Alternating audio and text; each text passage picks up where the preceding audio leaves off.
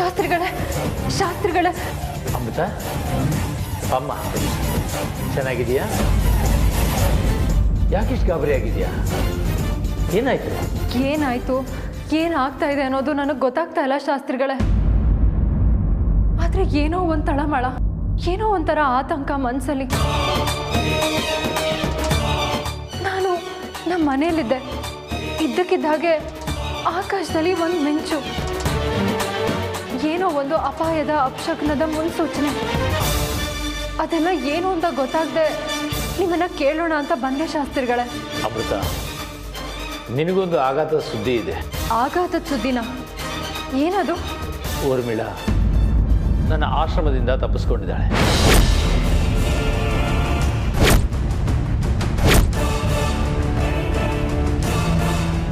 ಏನು ಹೇಳ್ತಾ ಇದ್ದೀರಾ ಶಾಸ್ತ್ರಿಗಳೇ? ನನ್ನ ಕೈಯಲ್ಲಿ ಇದನ್ನು ನಂಬೋದಕ್ಕಾಗ್ತಾ ಇಲ್ಲ. ಹೌದು ಅಮೃತ, ಕೈ ಸತ್ಯಗಳನ್ನು, ಕಟು ಸತ್ಯಗಳನ್ನು ಅಷ್ಟು ಸುಲಭವಾಗಿ ಅರಗಿಸ್ಕೊಳ್ಳೋದಕ್ಕಾಗೋದಿಲ್ಲ. ಆದರೆ ಆ ಊರ್ಮಿಳ ನಿಮ್ಮ ಮಂತ್ರಶಕ್ತಿಯಿಂದ ತಪ್ಪಿಸ್ಕೊಂಡಿದ್ದಾಳೆ ಅಂದರೆ ಏನು ಅರ್ಥ ಶಾಸ್ತ್ರಿಗಳೇ? ನನ್ನ ಮಂತ್ರದ ದಿಗ್ಬಂಧನದಿಂದ ತಪ್ಪಿಸ್ಕೊಂಡು ಹೊರಗೆ ಹೋಗೋಷ್ಟು ಶಕ್ತಿ ಆ ತಕ್ಷಕಿಗಿಲ್ಲ. ಮತ್ತೆ ಹೇಗೆ ಹೋದ್ಲು? ನನಗೆ ಸಹಾಯ ಮಾಡು ಅಂತ ಆ ಭೈರವನನ್ನು ಬೇಡ್ಕೊಂಡಿದ್ದಾಳೆ.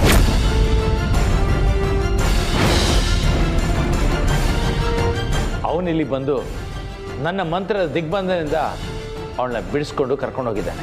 ಶಾಸ್ತ್ರಿಗಳೇ, ಅವಳು ನಿಮ್ಮ ದಿಗ್ಬಂಧನದಲ್ಲಿದ್ದಾಳೆ, ಅವಳಿಂದ ನನಗೆ ಯಾವ ಅಪಾಯನೂ ಇಲ್ಲ ಅಂತ ನಾನು ಸಂತೋಷವಾಗಿದ್ದೆ. ಆದರೆ ಅವಳೀಗ ಇಲ್ಲಿಂದ ತಪ್ಪಿಸ್ಕೊಂಡಿದ್ದಾಳೆ. ಇನ್ನು ಏನೇನು ಅನಾಹುತಗಳನ್ನ ಮಾಡ್ತಾಳೋ ಅನ್ನೋ ಆತಂಕ ನನಗೆ ಕಾಡ್ತಾ ಇದೆ ಶಾಸ್ತ್ರಿಗಳೇ. ನನ್ನನ್ನು ಕ್ಷಮಿಸು ಅಮೃತ. ನೀವು ಯಾಕೆ ಕ್ಷಮೆ ಕೇಳ್ತಾ ಇದ್ದೀರಾ? ನಾನು ಇನ್ನೂ ಸ್ವಲ್ಪ ಎಚ್ಚರಿಕೆಯಿಂದ ಇದ್ದಿದ್ದರೆ ಅವಳು ಇಲ್ಲಿಂದ ತಪ್ಪಿಸ್ಕೊಂಡು ಹೋಗೋದಕ್ಕೆ ಆಗ್ತಾ ಇರಲಿಲ್ಲ. ಇದಕ್ಕೆಲ್ಲ ಕಾರಣ ಆ ಭೈರವ. ಅವನ ಸೊಕ್ಕನ್ನ ನನ್ನ ಎಡಗಾಲಿಂದ ಮೆಟ್ಟಿ ಆ ತಕ್ಷಕಿನ ಮತ್ತೆ ನಿಮ್ಮ ವಶಕ್ಕೆ ಒಪ್ಪಿಸ್ತೀನಿ. ಇಲ್ಲ ಅಮೃತ,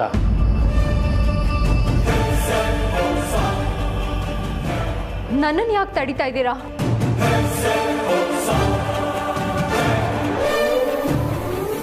ನೀನೊಬ್ಬಳೇ ಈಗ ಆ ಭೈರವನನ್ನ ಎದುರಿಸಲಾರೆ.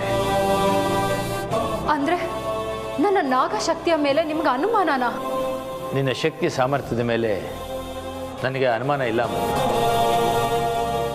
ಆ ಭೈರವ ನಮ್ಮ ಆಶ್ರಮದ ಒಳಗೆ ಬಂದು ಮಂತ್ರದ ದಿಗ್ಬಂಧನಲ್ಲಿದ್ದ ಆ ಊರ್ಮಿಳನ್ನ ಬಿಡಿಸ್ಕೊಂಡು ಹೋಗೋ ಉದ್ದಟನ ತೋರಿಸ್ತಾನೆ ಅಂದರೆ ಅವನ ಶಕ್ತಿ ಸಾಮರ್ಥ್ಯಗಳು ಇಮ್ಮಡಿ ಆಗಿರಲೇಬೇಕು. ಅದು ಅಲ್ಲದೆ ಪ್ರಕೃತಿಲಿ ಅಪಾಯದ ಮುನ್ಸೂಚನೆ ಕಾಣ್ತಾ ಇದೆ. ಅವರು ಏನೇ ಮಾಡಿದರೂ ನಾಗಮಣಿಗೋಸ್ಕರನೇ ಮಾಡಿರೋದು. ನಾಗಮಣಿ ಉಳಿಬೇಕು ಅಂದರೆ ಮೊದಲು ನೀನು ಸುರಕ್ಷಿತವಾಗಿರಬೇಕು. ನನ್ನ ರೋಷಾಗ್ನಿಯ ಶಕ್ತಿ ಎಂಥದ್ದು ಅಂತ ನಿಮಗೆ ಗೊತ್ತು. ಅದರಲ್ಲಿ ಅವನನ್ನು ಸುಟ್ಟಾಕಿ ಅವಳನ್ನು ಇಲ್ಲಿಗೆ ಎಳ್ಕೊಂಡು ಬರ್ತೀನಿ. ನಮ್ಮ ಶಕ್ತಿ ಸಾಮರ್ಥ್ಯ ಎಷ್ಟೇ ಇದ್ದರೂ ಸಹ ಸಮಯ ಸಂದರ್ಭಗಳು ಅದಕ್ಕೆ ಪೂರಕವಾಗಿರಬೇಕು. ಅದನ್ನು ಅರ್ಥ ಮಾಡ್ಕೊಬೇಕು. ನನಗೆ ನಿನ್ನನ್ನು ಆ ನಾಗಮಣಿನ ಕಾಪಾಡಿಕೊಳ್ಳೋದಷ್ಟೇ ಮುಖ್ಯ. ಯಾಕೋ ನಮ್ಮ ಸಮಯ ಕೆಟ್ಟಿರುವಾಗ ಕಾಣಿಸ್ತಾ ಇದೆ ಅಮ್ಮ. ಅದಕ್ಕೆ ಆ ಊರ್ಮಿಳ ನಮ್ಮ ದಿಗ್ಬಂಧನದಿಂದ ತಪ್ಪಿಸ್ಕೊಂಡಿರೋದು. ನನ್ನ ಮಾತನ್ನು ಕೇಳು. ನೀನೀಗ ಮನೆಗೆ ಹೋಗು. ಆ ಊರ್ಮಿಳನ ವಾಪಸ್ಸು ನನ್ನ ವಶಕ್ಕೆ ಹೇಗೆ ಪಡ್ಕೊಳ್ಳೋದು ಅನ್ನೋದ್ರ ಬಗ್ಗೆ ನಾನು ಯೋಚನೆ ಮಾಡ್ತೀನಿ. ಸರಿ ಶಾಸ್ತ್ರಿಗಳೇ, ನಾನು ಹೋಗಿ ಬರ್ತೀನಿ. ಒಳ್ಳೇದಾಗುತ್ತಮ್ಮ, ಹೋಗ್ಬಾ.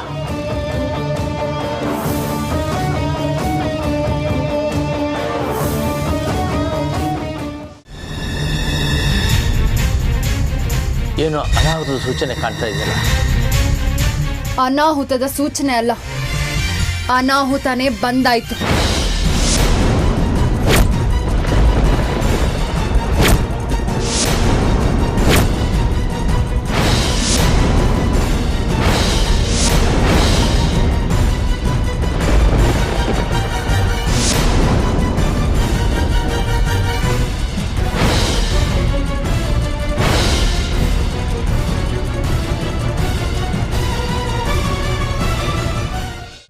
ನೀನಾ? ಹಾ, ನಾನೇ. ನೋಡಿದ್ಯಾ ನನ್ನ ನಿಜ ರೂಪನ? ಯಾಕೆ ಮಾತೇ ನಿಂತೋಯ್ತು? ಮುಖ ಸಪ್ಪಗಾಗೋಯ್ತು. ಬರೀ ಅನಾಹುತ ಅಲ್ಲ, ನಿನ್ನ ಸಾವು ನಿನ್ನ ಮುಂದೆ ನಿಂತಿದೆ. ಉತ್ತರ್ತನದ ಹುಳುವೆ, ನಿನ್ನ ಅಟ್ಟಹಾಸ ಅಹಂಕಾರ ನನ್ನ ಮುಂದೆ ನಡೆಯಲ್ಲ. ಸಾವಿನ ಸಮೀಪದಲ್ಲಿದ್ರೂ ನಿನ್ನ ಸೊಕ್ಕು ಹೋಗಿಲ್ವಾ?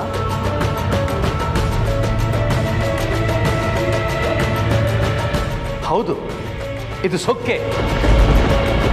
ಇದು ಸಾತ್ವಿಕ ಶಕ್ತಿ. ಅದು ಎಲ್ಲೂ ಹೋಗೋದಿಲ್ಲ. ತುಚ್ಛ ಹುಳುವಾದ ನಿನಗೆ ಸೊಕ್ಕಿರುವಾಗ ಅನವರತ ಅನನ್ಯವಾಗಿ ಆ ಪರಮೇಶ್ವರನ ಧ್ಯಾನಿಸಿ ಭಜಿಸ್ತಾ ಇರೋ ನನಗೆ ಇನ್ನೆಷ್ಟು ಶಕ್ತಿ ಇರಬೇಕು? ಅಲ್ಲ, ನಿನ್ನ ಪ್ರಕಾರ ಅದೆಷ್ಟು ಸೊಕ್ಕಿರಬೇಕು? ಆ ಪರಶಿವ ಕೂಡ ನಿನ್ನನ್ನ ನನ್ನಿಂದ ಕಾಪಾಡೋದಕ್ಕಾಗೋದಿಲ್ಲ ಶಾಸ್ತ್ರಿ. ಆ ಸರ್ವಶಕ್ತನಿಗೆ ನೀನು ಸವಾಲು ಹಾಕೋ ಮಟ್ಟಕ್ಕೆ ನಿಂತಿದ್ಯಾ ಅಂದರೆ ನಿನ್ನ ಅಂತ್ಯಕಾಲ ಪ್ರಾರಂಭ ಆಯಿತು ಅಂತಲೇ ಅರ್ಥ. ಅಂತ್ಯಕಾಲ ಆರಂಭ ಆಗಿರೋದು ನಂದಲ್ಲ, ನಿಂದು.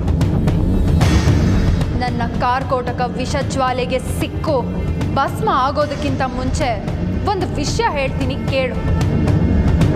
ಶತ್ರುತ್ವ ಇರೋದು ನನಗೆ ಅಮೃತಂಗೆ ಮಾತ್ರ. ನನ್ನನ್ನೇ ನಿನ್ನ ಶತ್ರು ಅನ್ನೋ ಹಾಗೆ ಯಾಕೆ ಬಂದ್ಸಿಟ್ಟೆ?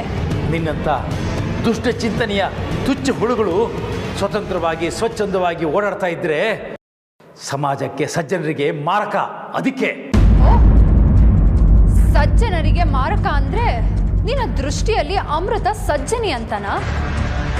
ಅದಕ್ಕೆ ನೀನು ಅವಳ ಪರವಾಗಿ ನಿಂತಿರೋದು ಅಲ್ವಾ? ಹೌದು ಹೌದು ಹೌದು. ಅದಕ್ಕೆ ಪ್ರತಿಫಲ ಏನ್ ಗೊತ್ತಾ? ನಿನ್ನ ಸಾವು.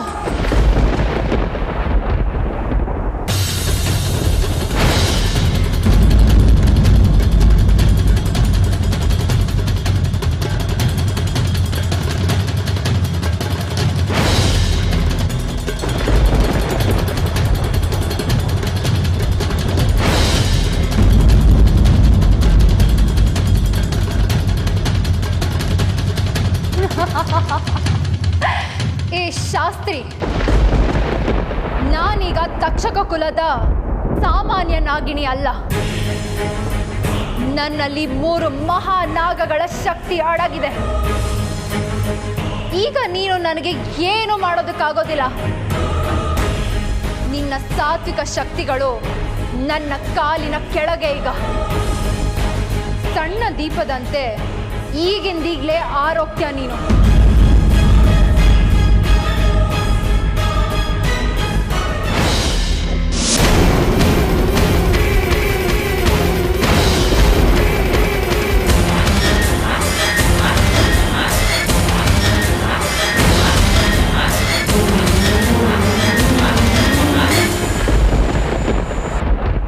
ನನ್ನನ್ನು ಶಿಲೆ ಮಾಡಿ ದಿಗ್ಬಂಧನದಲ್ಲಿ ಇಟ್ಟಿದ್ದಕ್ಕೆ ಇದೇ ನಿನಗೆ ಸರಿಯಾದ ಶಿಕ್ಷೆ. ಈ ಅಮೃತ, ಅರ್ಜುನ್ನ ನಾನ್ ಮದ್ವೆ ಆಗ್ಬೇಕಾಗಿದ್ದು, ಆದ್ರೆ ನನ್ನ ರೂಪದಲ್ಲಿ ನೀನ್ ಮದ್ವೆ ಆದೆ ಅಲ್ವಾ? ಹಾಗೆ ನಾಗಮಣಿ ನಮ್ಮ ಲೋಕಕ್ಕೆ ಸೇರ್ಬೇಕಾಗಿದ್ದು, ಅದು ನಿನ್ನಿಂದ ತಪ್ಪು ಹೋಯ್ತು. ಇನ್ನು ನಿನ್ನನ್ನ ನಾನು ಸುಮ್ಮನೆ ಬಿಡೋದಿಲ್ಲ. ಏ ವಾಸುಕಿ ವಂಶದ ನಾಗಿಣಿ, ನನ್ನನ್ನ ನೀನು ಏನು ಮಾಡೋದಕ್ಕಾಗೋದಿಲ್ಲ. ಯಾಕಂದ್ರೆ ನನಗೆ 3 ಮಹಾನಾಗಗಳ ಶಕ್ತಿ ಬಂದಿದೆ. ನನ್ನ ರೂಪದಲ್ಲಿ ಬಂದು ಅರ್ಜುನ್ ಜೊತೆ ಸಂಸಾರ ಮಾಡ್ತಿದ್ಯಲ್ವಾ? ಏನಂತ ಕರಿಬೇಕು ಈ ಸಂಬಂಧನ? ಬಾಯಿ ಮಾತಲ್ಲಿ ಬದಲಾಗೋಂಥ ಸಂಬಂಧ ಆಗಲಿ, ಮುರಿದೋಗೋಂಥ ಸಂಬಂಧ ಆಗಲಿ ಅಲ್ಲ ನಮ್ಮದು. ನಿನ್ನ ಎಲ್ಲ ಪ್ರಶ್ನೆಗಳಿಗೂ ಆಮೇಲೆ ಉತ್ತರ ಕೊಡ್ತೀನಿ ನಾನು. ಮೊದಲು ನೀನು ಶಾಸ್ತ್ರಿಗಳ ಆಶ್ರಮದಲ್ಲಿ ಶಿಲೆಯಾಗಿ ಬಂದಿ ಆಗಿದ್ದೆ ಅಲ್ವಾ ನೀನು? ಅಲ್ಲಿಂದ ಹೇಗೆ ಮುಕ್ತಿ ಪಡ್ಕೊಂಡು ಬಂದೆ ಮೊದಲು ಅದನ್ನು ಹೇಳು. ನನಗೆ ಮುಕ್ತಿಗೊಳಿಸಿದ್ದು ಭೈರವ ಬಾಬಾ. ಯಾಕೆ ಗೊತ್ತಾ? ನೀನು ಅವರಿಗೂ ಶತ್ರು, ನನಗೂ ಶತ್ರು. ಶತ್ರುವಿನ ಶತ್ರು ಮಿತ್ರ ಅಂತಾರೆ.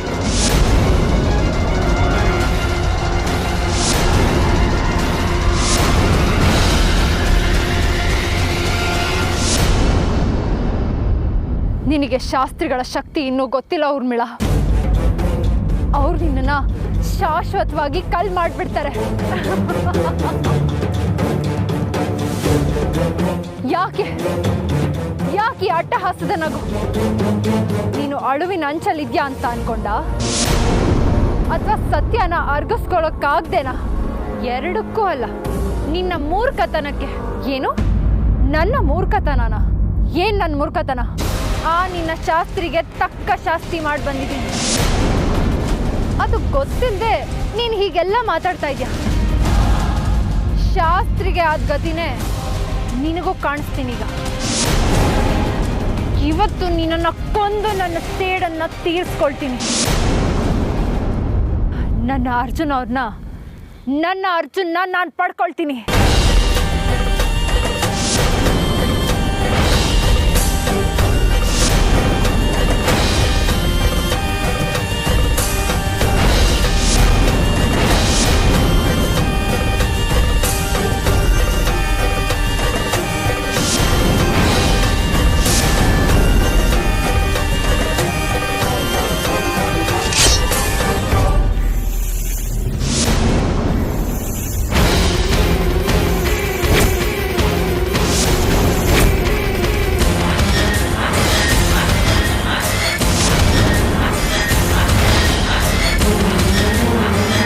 ಅಲ್ಲೋಡು,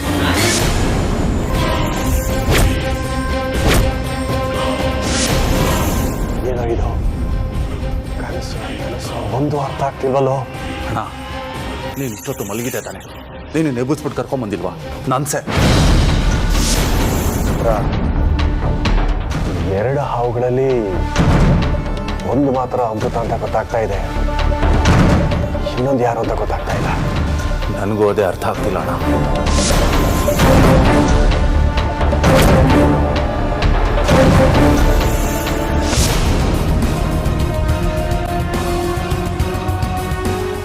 ಏನಿದು? ಅಮೃತ ಏನೋ ಅಪಾಯದಲ್ಲಿದ್ದಾಳೆ ಅನಿಸ್ತಾ ಇದೆಯಲ್ಲ. ಯಾವ ರೀತಿ ಅಪಾಯದಲ್ಲಿದ್ದಾಳೆ?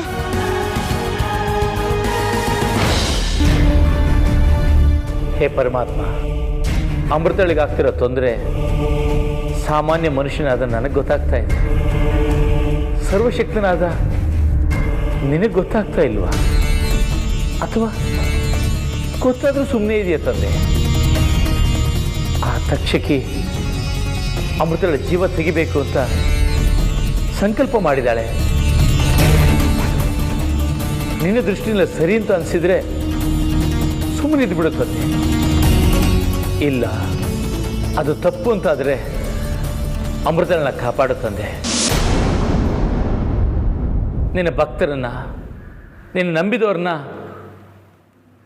ಕಾಪಾಡೋದು ನಿನ್ನ ಕರ್ತವ್ಯ ಅಲ್ವಾ ತಂದೆ? ಅದನ್ನು ಬಿಟ್ಟು ನೀನು ಹೀಗೆ ಕಲ್ಲಾಗಿ ಕೂತ್ಕೊಂಡ್ರೆ ನಿನ್ನ ನಂಬಿರೋ ಅಮೃತಳನ್ನ ಯಾರು ಕಾಪಾಡೋದು? ಯಾಕೆಂದರೆ ಆ ನಾಗಮಣಿ ನಾಗಲೋಕಕ್ಕೆ ಹೋಗ್ಬೇಕು. ನಿನ್ನನ್ನು ನಂಬಿರೋ ಆ ಭಕ್ತೆ ಅಮೃತ ಉಳಿಬೇಕು. ಅವಳನ್ನ ಕಾಪಾಡು ತಂದೆ, ಕಾಪಾಡು.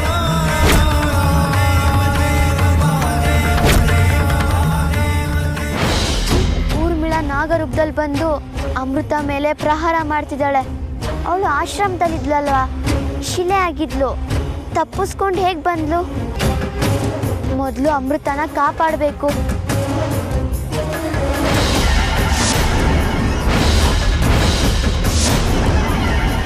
ಇವತ್ತಿಗೆ ನಿನಗೆ ಭೂಮಿ ಋಣ, ನಿನ್ನ ನಾಗಲೋಕದ ಋಣ ಎರಡು ಮುಗಿತು. ನನ್ನ ಕಾರ್ಕೋಟಕ ವಿಷದಿಂದ ನಿನ್ನನ್ನು ಕಾಪಾಡೋದಕ್ಕೆ ಯಾರಿಂದನೂ ಸಾಧ್ಯ ಇಲ್ಲ.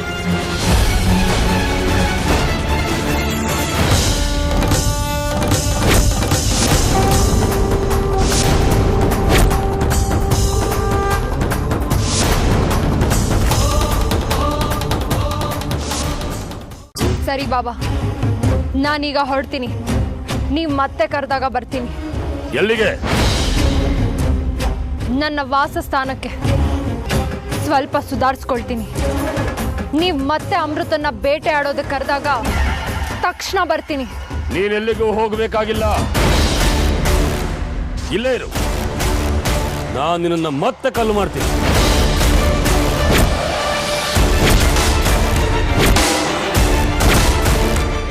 ಮತ್ತೆ ಕಲ್ ಮಾಡ್ತೀರಾ? ಯಾಕೆ? ನೀನು ಶಾಸ್ತ್ರಿ ಮೇಲೆ ಅಮೃತ ಮೇಲೆ ಪ್ರಹಾರ ಮಾಡಿದ್ದಾಯ್ತಲ್ಲ. ಆದ್ರೆ ನಾನು ಹಾಗೆ ಇನ್ನೂ ತೀರಿಲ್ವಲ್ಲ. ಮುಂದಿನ ಸಲ ವಿಶೇಷವಾದ ಶಕ್ತಿ ಕೊಡ್ತೀನಿ ಅಂತ ಹೇಳಿದ್ದು ಆ ಅಮೃತನ ಮೇಲೆ ಸೇಡ್ ತೀರಿಸ್ಕೊಳ್ಳೋದಕ್ಕೆ ತಾನೆ. ಹೌದು, ಆದ್ರೆ ಅದಕ್ಕಿನ್ನೂ ಸಮಯ ಇದೆ. ಅಲ್ಲಿವರೆಗೂ ನೀನು ಕಲ್ಲಾಗೆ ಇರು. ದಯವಿಟ್ಟು ಹಾಗೆಲ್ಲ ಮಾಡಬೇಡಿ. ನನ್ನನ್ನು ಹೀಗೆ ಇರೋದಕ್ಕೆ ಬಿಡಿ. ನನ್ನಿಂದ ನಿಮ್ಗೇನು ಅಪಾಯ ಆಗೋದಿಲ್ಲ.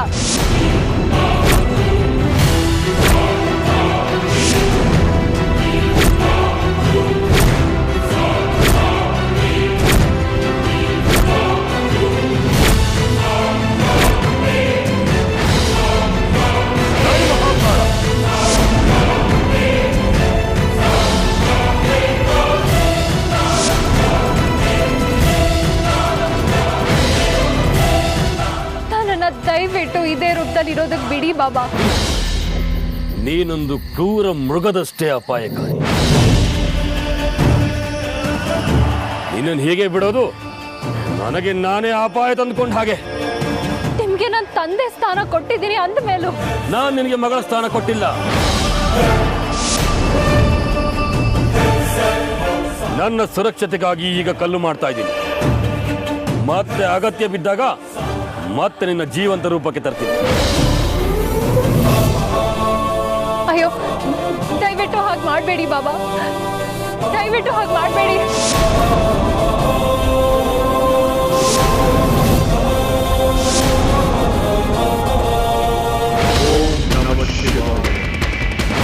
ಓಂ ನಮಃ ಶಿವಾಯ.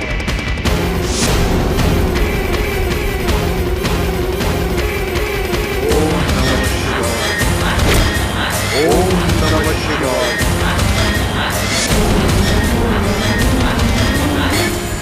ಇದೇನಿದು? ನನ್ನ ಮಂತ್ರೋಚ್ಚಾರಣೆಯಲ್ಲಿ ಮನಸ್ಸು ಚಂಚಲ ಆಗ್ತಾ ಇದೆಯಲ್ಲ.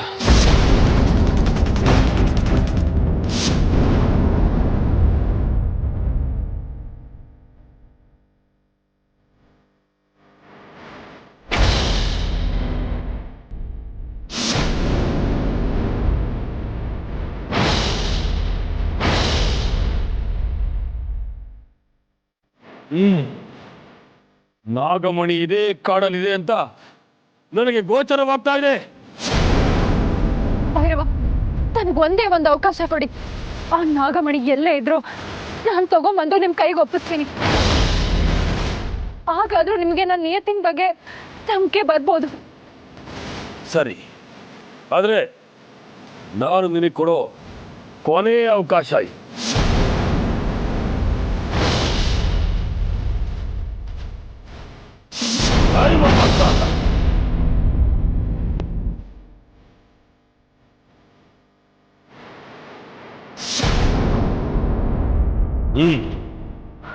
ನಾನು ನಿನಗೀಗ 3 ನಾಗಗಳ ಮಹಾಶಕ್ತಿಯನ್ನ ಕೊಟ್ಟು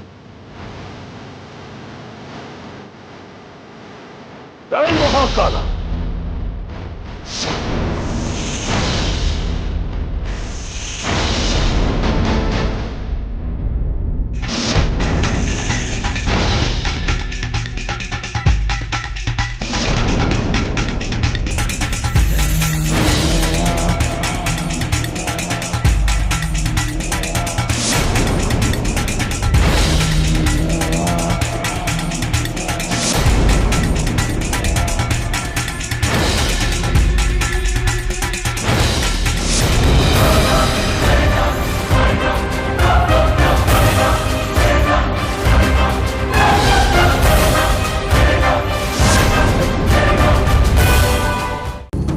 ಇವತ್ತು ನಿನ್ನ ಜೊತೆ ಸೇರಬೇಕು ಅಂತ ಆ ಶಿವನ ಇಚ್ಛೆ ಆಗಿದೆಯೇನೋ, ಅದಕ್ಕೆ ಮತ್ತೆ ಮರುಜೀವ ಪಡ್ಕೊಳ್ತಾ ಇದ್ದಾಳೆ. ಹರಿಹರನ ಇಚ್ಛೆ ಮೀರ್ ನಡೆಯೋದಕ್ಕೆ ಯಾರಿಂದನೂ ಸಾಧ್ಯ ಇಲ್ಲ ಅನ್ನೋದು ನೀವು ಮರ್ತಿರೋ ಹಾಗಿದೆ. ಜೀವನದ ಪರಮ ಸತ್ಯವನ್ನ 4 ಸಾಲುಗಳಲ್ಲಿ ಎಷ್ಟು ಸುಲಭವಾಗಿ ಹೇಳ್ಬಿಟ್ಟೆ ನಾಗಮಣಿ. ಜೀವನ ಅನ್ನೋದು ಯಾವಾಗಲೂ ಸರಳವಾಗೇ ಇರುತ್ತೆ. ಅದನ್ನ ಅರ್ಥ ಮಾಡ್ಕೊಳ್ದೆ ಕೆಲವರು ಗೋಜಲ್ ಮಾಡ್ಕೊಂಡ್ಬಿಡ್ತಾರೆ. ಬದುಕಿನ ಸಾರವನ್ನು ಅರ್ಥ ಮಾಡ್ಕೊಳ್ಳೋದಕ್ಕೆ ಸ್ವಲ್ಪ ಪ್ರಬುದ್ಧತೆ ಇರಬೇಕಾಗತ್ತಲ್ವಾ ನಾಗರಾಜ? ನಾಗರಾಣಿ ದೇಹನ ತೆಗೀರಿ ನಾಗರಾಜ.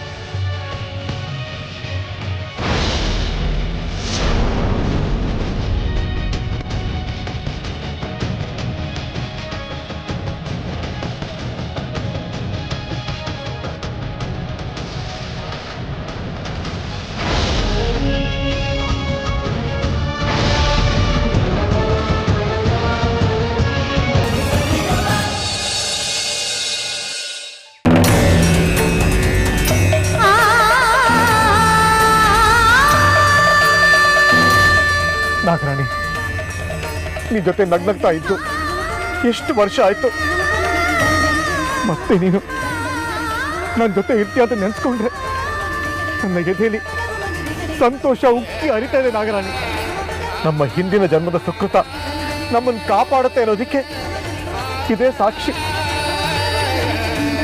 ಆ ಪುಣ್ಯದ ಫಲದಿಂದಾನೆ ನೀನು ಮತ್ತೆ ಬದುಕ್ತಿದ್ಯಾ ನಾಗರಾಣಿ, ಮತ್ತೆ ಬದುಕ್ತಿದ್ಯಾ.